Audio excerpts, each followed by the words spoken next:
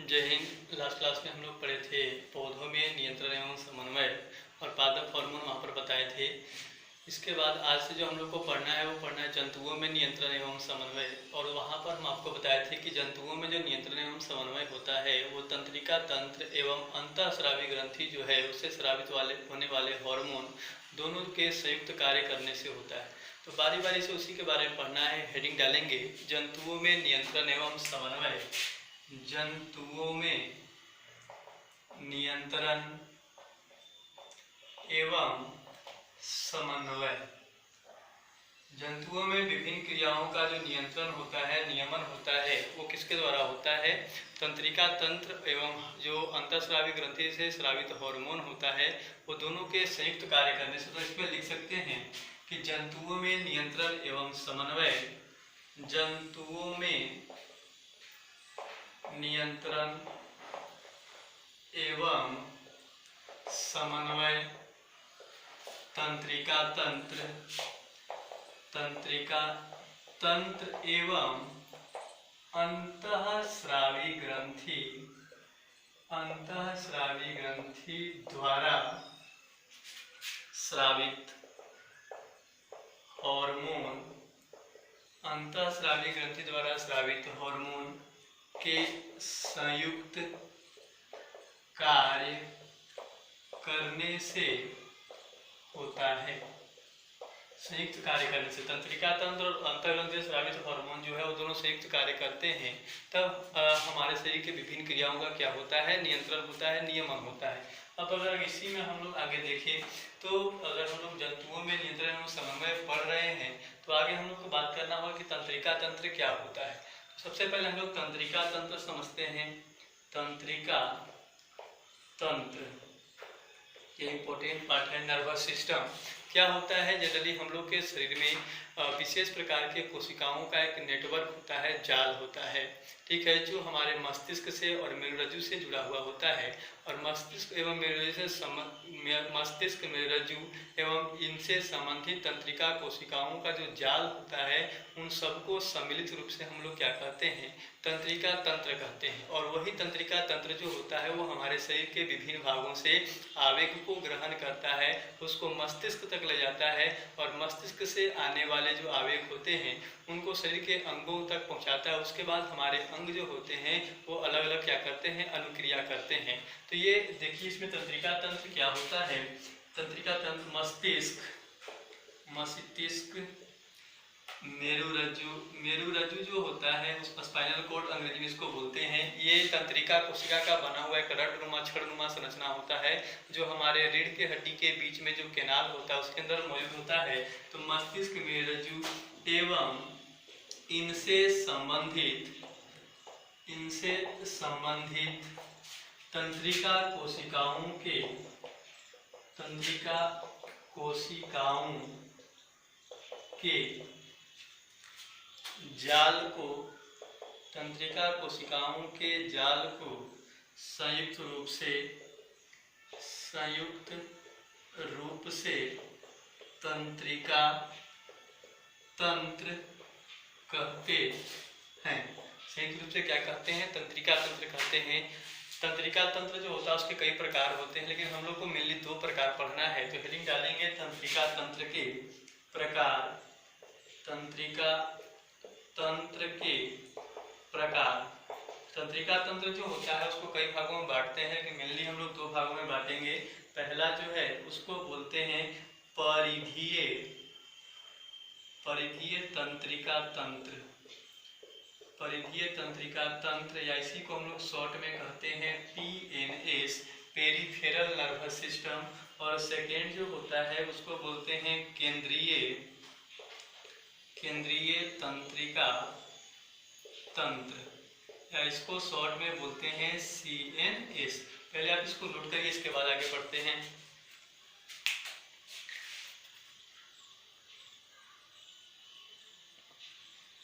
तो तंत्रिका तंत्र के प्रकार में अगर हम लोग देखें तंत्रिका तंत्र, तो तंत्रिका तंत्र को हम लोग मुख्य रूप से दो भागों में बांटते हैं। अभी बताया आपको।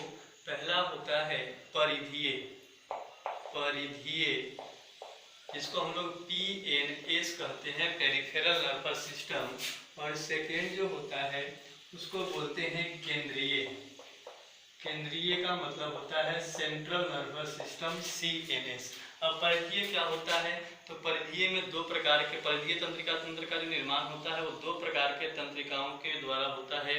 पहला जो तंत्रिका होता है इसको बोलते हैं क्रेनियल तंत्रिका।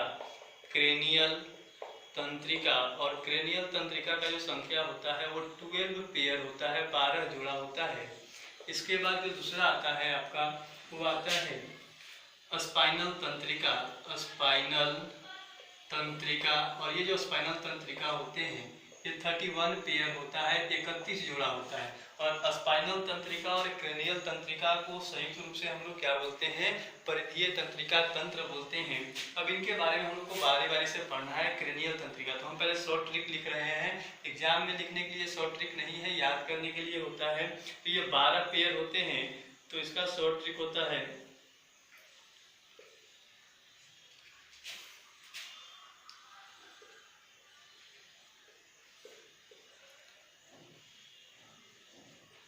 और जो तंत्रिका होते हैं इनको हम लोग रोमन नंबर से डिनोट करते हैं।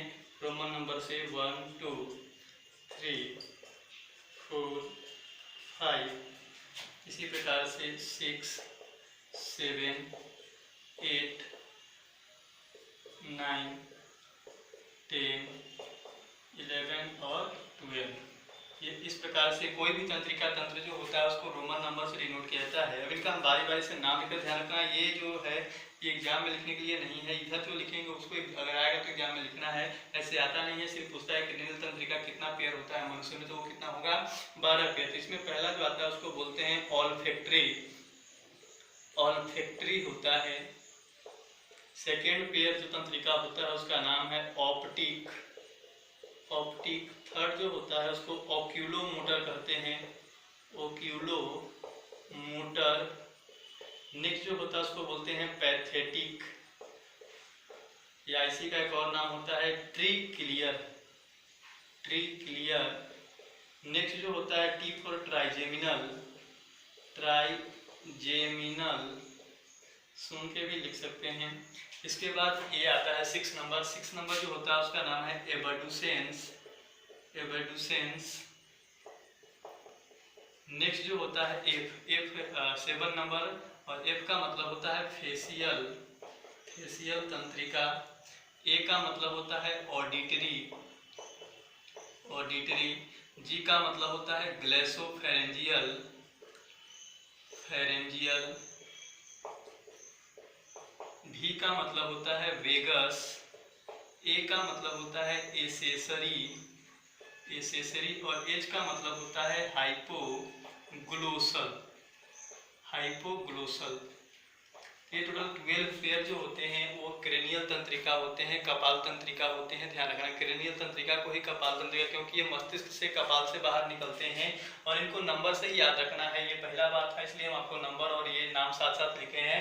इनको नंबर से, जैसे क्रेनियल तंत्रिका में क्रेनियल तंत्रिका 8 द्वारा कोई कार्य नियंत्रित होता है, तो आपको मालूम है क्रेनियल तंत्रिका 8 जो होता है उसको क्या नाम है? ऑडिटरी नाम है। क्रेनियल तंत्रिका 2 द्वारा किसी कार्य का नियंत्रण होता है, तो अगर आपको मालूम है क्रेनियल तंत्रिका 2 जो है वो क्या होता है? ऑप्टिक होता है। तो इस प्रकार से नंबर से ही इनको याद किया जाता है। इसके बाद आते हैं स्पाइनल तंत्रिका, और स्पाइनल तंत्रिका का जो संख्या होता है वो कितना होता है? 31 पेयर होता है। इसको याद करने का भी शॉर्ट ट्रिक होता है, C8 होता है, TH12, L5, S5 और CO1। ये याद करने का है। C का मतलब होता है सर्वाइकल। सर्वाइकल तंत्रिका, और ये कितना होता है? टोटल 8 गो होता है। TH का मतलब होता है थोरैसिक। थोरैसिक का मतलब वक्ष गुहा को बोलते हैं, वक्षीय। तो थोरैसिक तंत्रिका, और थोरैसिक तंत्रिका का जो संख्या होता है वो 12 जोड़ा होता है। L का मतलब होता है लंबर, और लंबर का संख्या जो होता है वो 5 जोड़ा होता है। S का मतलब होता है सेक्रल, और सेक्रल का जो नंबर होता है वो 5 होता है। और CO का मतलब होता है कोकाइजल। और ये जो कोकाइजल होता है इनका संख्या कितना होता है, 1 पेयर होता है। इसी प्रकार से तो ये जो स्पाइनल तंत्रिका और क्रेनियल तंत्रिका है, इन्हीं दिनों को हम लोग सम्मिलित रूप से क्या कह रहे हैं, परिधीय तंत्रिका तंत्र कह रहे हैं। ज़्यादा जो एग्जाम के लिए इंपॉर्टेंट है वो आपका कौन है, केंद्रीय तंत्रिका तंत्र, सॉरी क्रेनियल तंत्रिका है। इसके बाद बात करते हैं इधर केंद्रीय तंत्रिका तंत्र। और केंद्रीय तंत्रिका तंत्र का जो निर्माण होता है वो दो चीज़ों के मिलने से होता है। और वो दो चीज़ कौन कौन होता है, तो एक तो आपका होता है मस्तिष्क और दूसरा कौन होता है, मेरुरज्जु होता है। तो केंद्रीय तंत्रिका में दो पार्ट इसमें लिख सकते हैं। पहला पार्ट जो है वो आपका मस्तिष्क है, मस्तिष्क, और दूसरा जो होता है वो है मेरुरज्जु। मेरुरज्जु का मतलब होता है अंग्रेजी में स्पाइनल कॉर्ड कहते हैं। और मस्तिष्क और मेरुरज्जु को संयुक्त रूप से क्या कहा जाता है, केंद्रीय तंत्रिका तंत्र। तो अभी हम जो लिखवाए हैं तंत्रिका तंत्र का डेफिनेशन वो क्या लिखवाए हैं कि मस्तिष्क, मेरुरज्जु और इनसे संबंधित ये जो तंत्रिकाएं हैं, इनका जो जाल होता है हमारे शरीर में, इन सभी को समित रूप से क्या कहते हैं, तंत्रिका तंत्र कहते हैं। और ये कितने प्रकार के होते हैं, दो प्रकार के। पहला होता है परिधीय तंत्रिका और दूसरा कौन होता है, केंद्रीय तंत्रिका। तो इसको भी नोट करिए, इसके बाद आगे बढ़ते हैं। अब नेक्स्ट हेडिंग डालना है हम लोग को न्यूरॉन। न्यूरॉन हम लोग 9th क्लास में भी पढ़ चुके हैं तंत्रिका उत्तक में। और न्यूरॉन जो होता है वो क्या होता है, तो हम लोग कह सकते हैं कि तंत्रिका तंत्र जो होता है उसके संरचनात्मक एवं क्रियात्मक इकाई को हम लोग क्या कहते हैं, न्यूरॉन कहते हैं। और ये एक शाखित लंबी कोशिका होती है जो शरीर के विभिन्न भागों से संवेदी आवेग को ग्रहण करता है और मस्तिष्क से आने वाले प्रेरक आवेग को शरीर के अलग अलग भागों में क्या करता है, पहुँचाता है। इसको लिख सकते हैं तंत्रिका तंत्र के, तंत्रिका तंत्र के या तंत्रिका उत्तक के, तंत्रिका तंत्र के संरचनात्मक एवं क्रियात्मक, संरचनात्मक एवं क्रियात्मक इकाई को न्यूरॉन कहते हैं, न्यूरॉन कहते हैं। ये न्यूरॉन कहते हैं। ये क्वेश्चन यहाँ से ऑब्जेक्टिव पूछेगा कि तंत्रिका तंत्र का जो संरचनात्मक एवं क्रियात्मक इकाई होता है वो कौन होता है, न्यूरॉन होता है। इससे पहले हम लोग किडनी में पढ़े थे, किडनी का संरचनात्मक एवं क्रियात्मक इकाई कौन होता है, तो वहाँ पर नेफ्रॉन बताए थे। लेकिन यहाँ पर कौन है, न्यूरॉन है। और ये न्यूरॉन किसका होता है, तंत्रिका तंत्र का संरचनात्मक एवं क्रियात्मक इकाई होता है। ये होता क्या है, इसमें लिख सकते हैं न्यूरॉन अत्यंत शाखित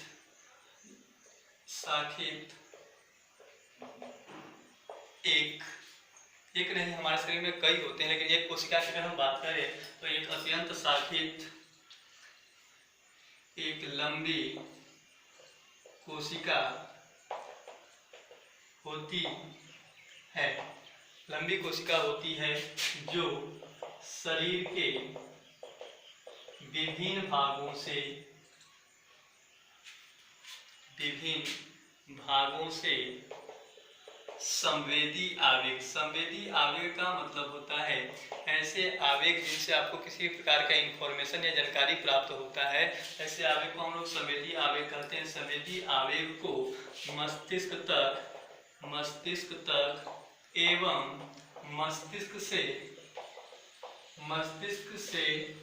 आने वाले प्रेरक आवेग को, मस्तिष्क जो आवेग भेजता है उसको बोलते हैं प्रेरक आवेग को शरीर के विभिन्न भागों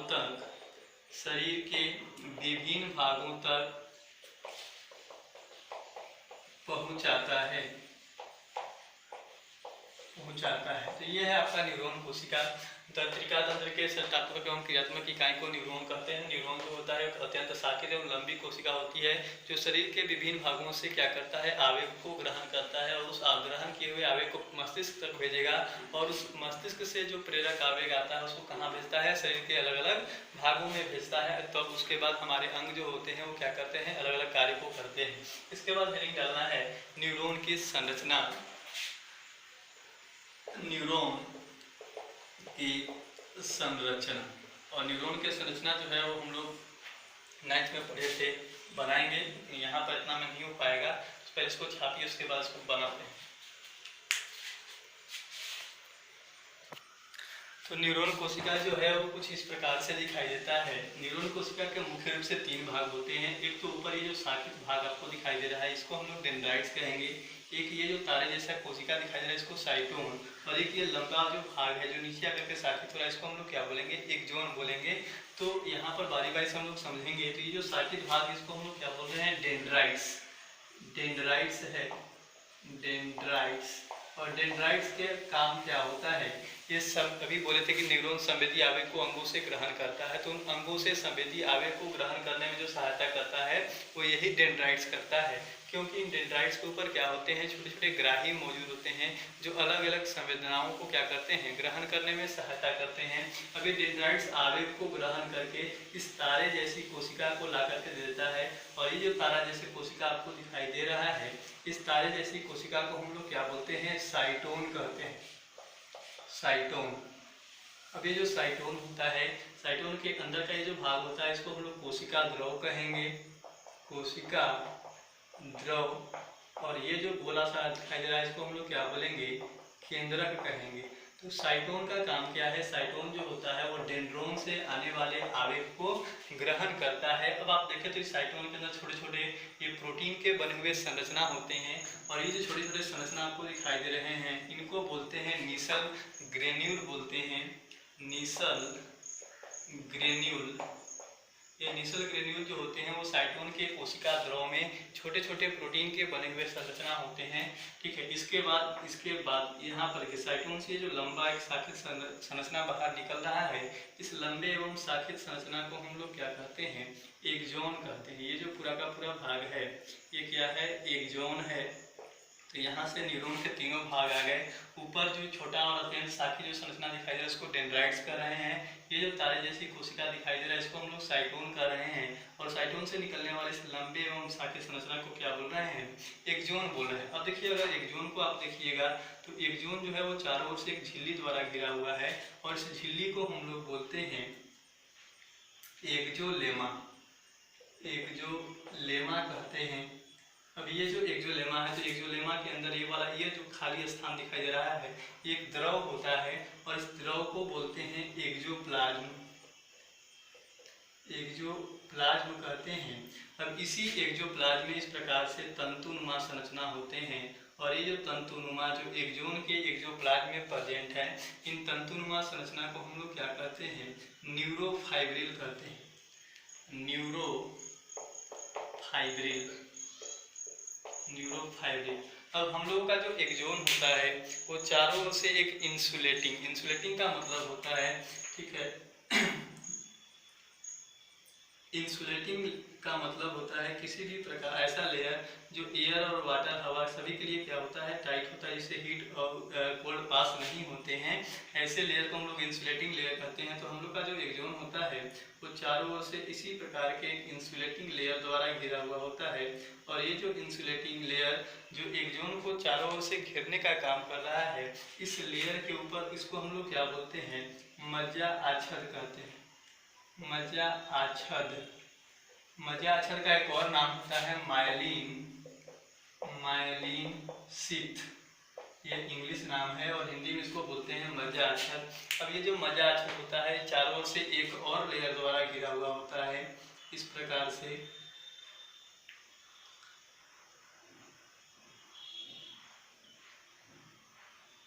ऐसे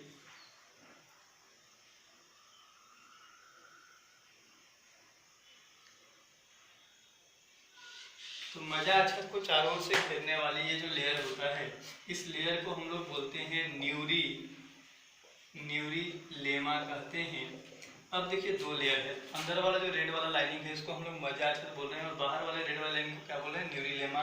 और इन दोनों लेयर के मध्य में क्या होता है, एक छोटा सा इस प्रकार का कोशिका होता है, और ये जो कोशिका आपको दोनों लेयर के बीच में मौजूद होता है, इस कोशिका को हम लोग बोलते हैं स्वान कोशिका कहते हैं। क्या कहते हैं, स्वान कोशिका। तो इसका नाम जो होगा वो स्वान कोशिका होता है, जो मज्जा आच्छद और न्यूरीलेमा के बीच में मौजूद होता है। अब देखिए एक्सोन जो है वो नीचे के आकर के कई भागों में क्या हो रहा है, डिवाइड कर रहा है, और ये जो इनका ब्रांच होता है, शाखा होता है, इसको बोलते हैं टीलोडेंड्रिया,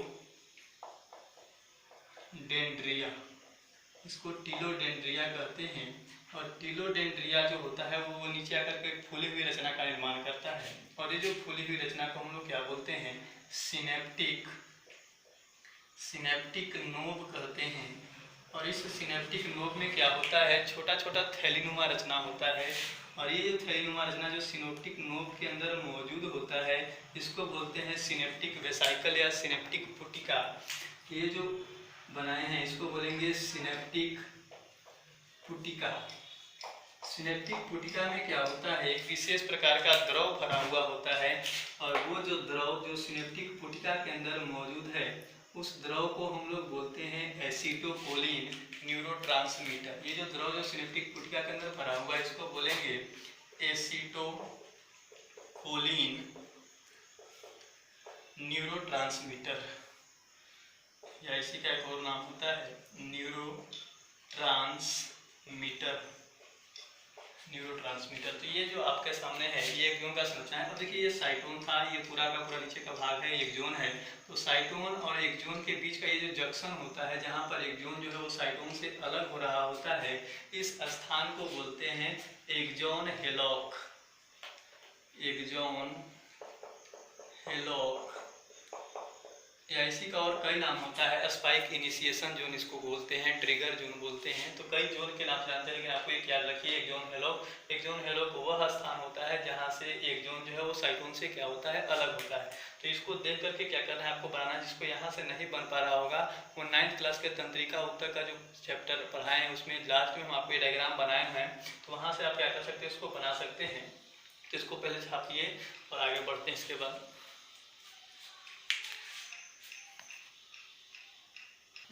अब जो डायग्राम बना उनके बारे में बारी बारी से लिखना है। तो यहाँ पर लिख सकते हैं, अभी हम आपको तंत्रिका उत्तर कोशिका का डेफिनेशन बताया कि ये तंत्रिका संरचनात्मक एवं क्रियात्मक इकाई होता है। एक अत्यंत लंबी एवं शाखित कोशिका होता है जो शरीर के अलग अलग भागों से आवेग को क्या करता है, ग्रहण करता है। यहाँ पर उसको शुरू नहीं करें, यहाँ से शुरू करेंगे। न्यूरॉन जो होता है इसके मुख्य रूप से कितने भाग होते हैं, 3 भाग होते हैं। डेंड्राइट्स होता है, एक्सोन और साइटोन होता है। जिसमें लिख सकते हैं न्यूरॉन कोशिका के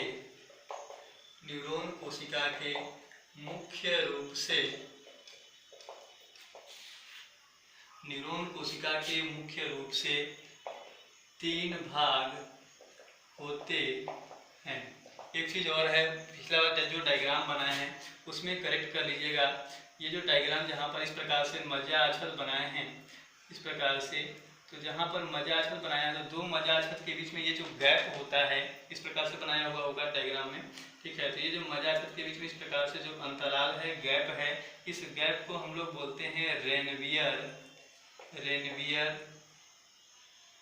का नोड कहते हैं। इसको कहीं पर बना लेना है, उसी में लेवल कर लेना है। सिर्फ 2 मज्जाच्छेद के बीच का ये जो खाली स्थान होता है, इस खाली स्थान को हम लोग क्या बोलते हैं, रेनवियर का नोड कहते हैं। बाकी आगे हम लोग बढ़ते हैं, इसको कर लेना।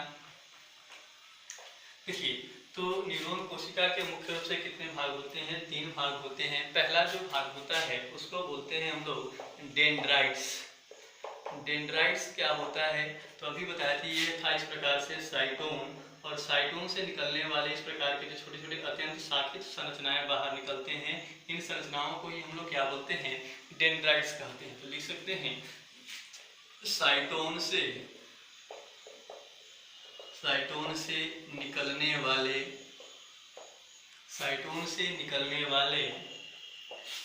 अत्यंत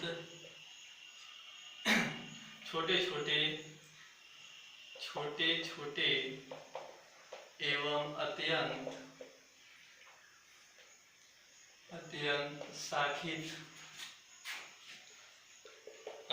शाखित रचनाओं को डेंड्राइट्स, अत्यंत शाखित रचनाओं को डेंड्राइट्स कहते हैं। क्या कहते हैं, डेंड्राइट्स कहते हैं। डेंड्राइट्स का काम क्या है, तो ये शरीर के विभिन्न भागों से क्या करते हैं, संवेदी आवेग को ग्रहण करके साइटोन की तरफ भेजते हैं। नेक्स्ट पॉइंट लिख सकते हैं, डेंड्राइट्स के ऊपर ग्राही मौजूद होते हैं। डेंड्राइट्स के ऊपर क्या मौजूद होता है, ग्राही। पूछता है एग्जाम में क्वेश्चन कि किसके ऊपर ग्राही मौजूद होता है, डेंड्रॉन के ऊपर कि एक्सोन के ऊपर। तो ग्राही किसके ऊपर मौजूद होते हैं, डेंड्राइट्स के ऊपर। तो डेंड्राइट्स के ऊपर ग्राही मौजूद होते हैं जो शरीर के विभिन्न भागों से संवेदी आवेग को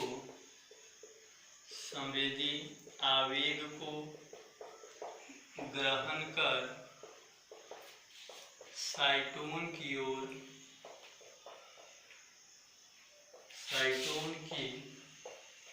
भेजते हैं।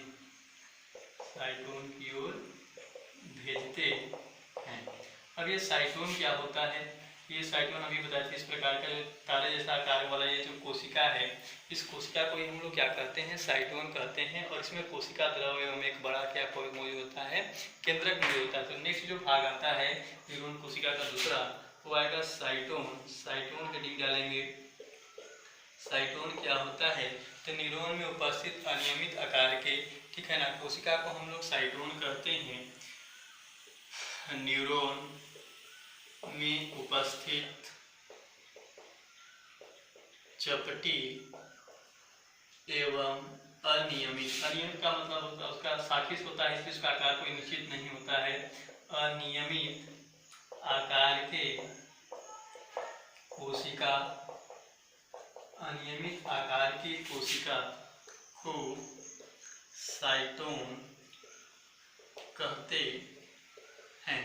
और साइटोन में क्या क्या मौजूद होता है? तो इसमें कोशिका द्रव मौजूद होता है और एक बड़ा सा केंद्रक। नेक्स्ट पॉइंट लिख सकते हैं, साइटोन में कोशिका द्रव एवं एक बड़ा केंद्रक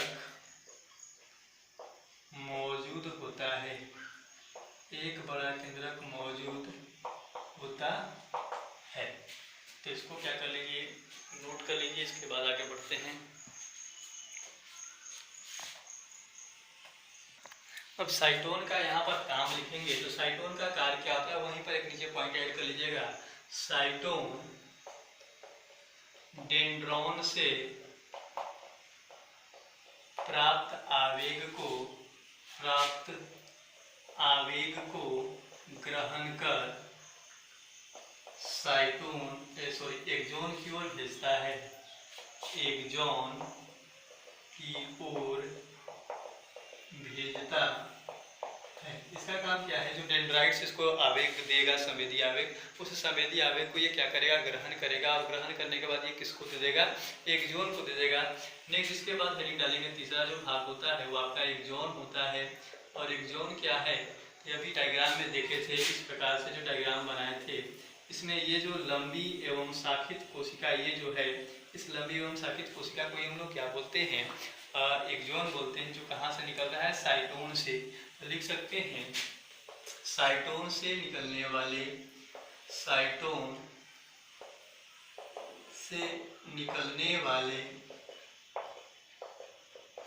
एक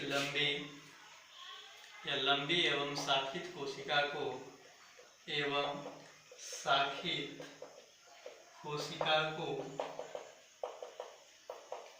एक्सोन कहते हैं। लंबी एवं शाखित कोशिका को एक्सोन कहते हैं। इसका काम क्या है? तो ये साइटोन से मिलने आवेग को क्या करता है? साइटोन से दूर ले जाता है। इसमें लिख सकते हैं, एक्सोन आवेग को, संवेदी आवेग को कह सकते हैं, संवेदी या कोई भी आवेग होता है और प्रेरक भी कोई भी आवेग हो, आवेग को साइटोन से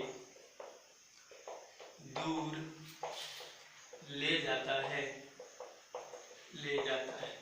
अभी आपको बताए थे कि हम लोग का जो एक्सोन होता है उसका जो निचला सिरा होता है वो क्या होता है? अत्यंत शाखित होता है। और उस अत्यंत शाखित सिरे को हम लोग क्या बोलते हैं? टिलोडेंड्रिया बोलते हैं। और टिलोडेंड्रिया का आखिरी भाग जो होता है वो फूला हुआ होता है, उसको सिनेप्टिक नोब बोलेंगे। और सिनेप्टिक नोब में क्या होता है? एक तरह छोटे छोटे थैलीनुमा संरचना होता है, जिसको हम लोग क्या बोलते हैं? सिनेप्टिक पुटिका बोलते हैं। तो बारी बारी से उसके बारे में लिखते हैं। नेक्स्ट बार लिख सकते हैं, एक्सोन का अंतिम सिरा अत्यंत शाखित होता है, जिसे टिलोडेंड्रिया कहते हैं। डेंड्रिया कहते हैं। और टीलोडेंड्रिया का जो आखिरी भाग होता है, शीर्ष भाग, वो कैसा होता है? फूला हुआ होता है, जिसको हम लोग क्या बोलेंगे? Synaptic knob. नेक्स्ट पॉइंट लिखेंगे टीलोडेंड्रिया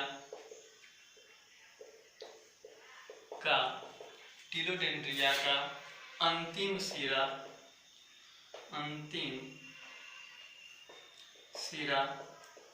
फूला हुआ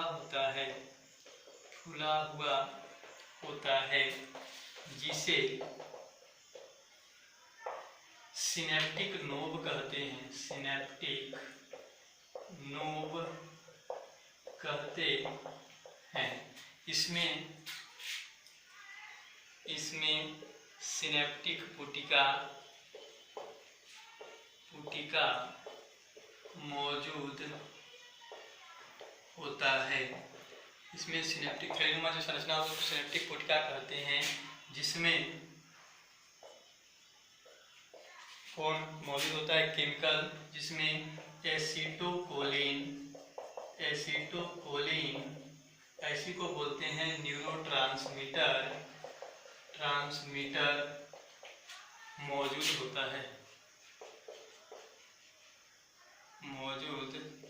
होता है। उसी टीलोडेंड्रिया शाखित एक्सोन के शाखित जो भाग होता है उसको टीलोडेंड्रिया कहते हैं। टीलोडेंड्रिया का तो अंतिम सिरा जो होगा वो फूला हुआ होता है, उसको सिनेप्टिक नोब कहेंगे। और उस सिनेप्टिक नोब में छोटे छोटे थैलेनुमा रचना होता है, जिसको हम लोग सिनेप्टिक पुटिका बोलते हैं। और सिनेप्टिक पुटिका में क्या मौजूद होता है? एसीटोकोलिन और न्यूरोट्रांसमीटर। ये एसीटोकोलिन न्यूरोट्रांसमीटर का काम क्या है? तो ये दो तंत्रिकाओं के बीच आवेग के संचरण में क्या करता है? सहायता करता है। इसमें लिख सकते हैं एसीटोकोलिन दो तंत्रिकाओं के बीच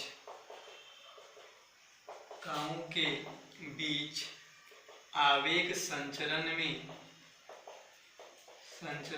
सहायता करता है।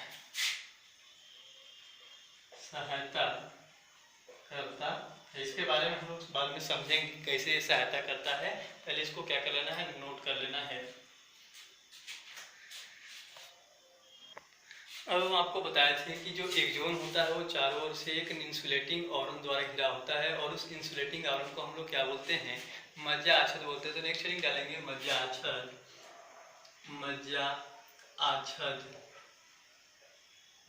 या इसी को हम लोग माइलिन शीथ बोलते हैं अंग्रेजी में। तो ये क्या होता है? एक्सोन चारों ओर से फॉस्फोलिपिड के बने इंसुलेटिंग आवरण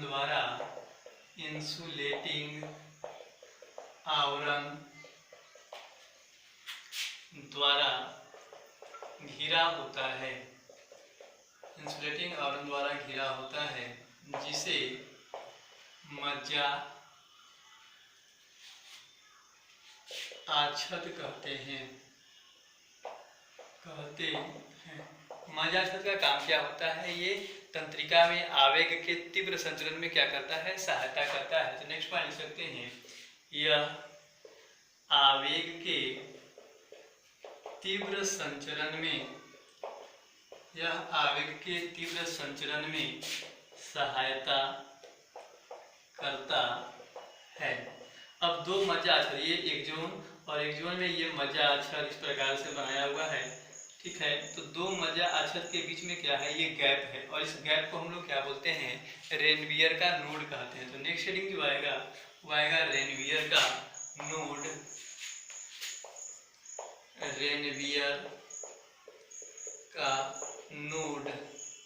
रेनवियर का नोड क्या होता है?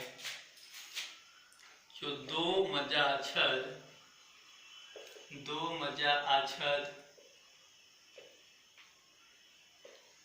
के बीच स्थित अंतराल को रेनवियर का नोड कहते हैं। रेनवियर